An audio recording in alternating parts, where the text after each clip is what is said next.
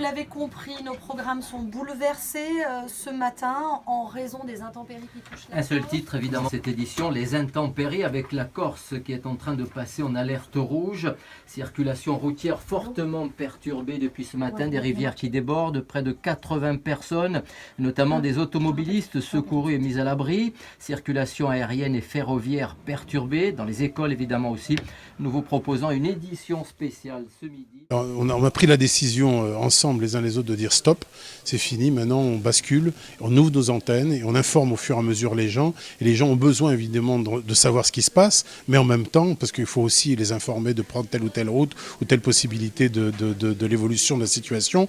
Mais avant toute chose aussi, c'est de les rassurer. Hélène, tu as mis l'alerte rouge sur la une du site? Je suis en train de le faire. Donc la Corse on est passé en alerte rouge. La Corse du Sud reste en orange. Pour les orages, c'est jusqu'à minuit en orange. Et pour les vagues submersion, on est qu'en jaune.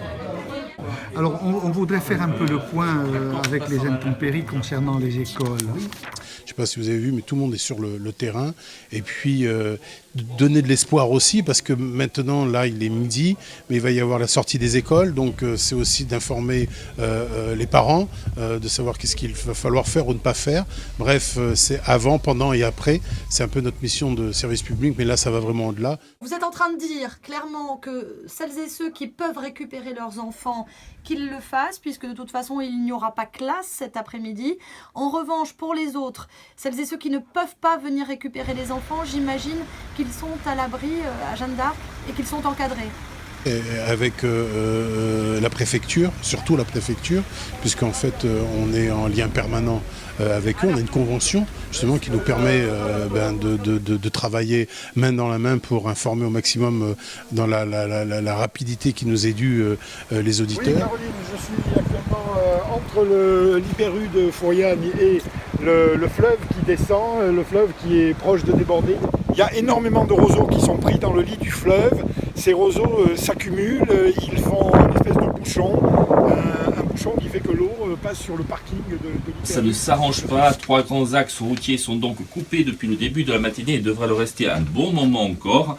La RT 20 entre Casamotte et Pontenot est fermée. Merci, merci infiniment monsieur, bonne journée, merci, au revoir. Là on va revenir, on va rentrer à la radio, de toute façon on peut aller nulle part. On est coincé de tous les côtés. Tout est bloqué. Non, ils voulaient qu'on passe par le CODIS, mais le CODIS ils vont appeler pour appeler Savignoni. Alors vous ce matin, Jean-Michel, vous avez fait la matinale et puis après derrière sur le terrain. Et derrière sur le terrain, avec les pieds dans l'eau, je vais de ce pas mouillé d'ailleurs aller voir le directeur qui va y être d'une paire de chaussures. Hop, attention par terre.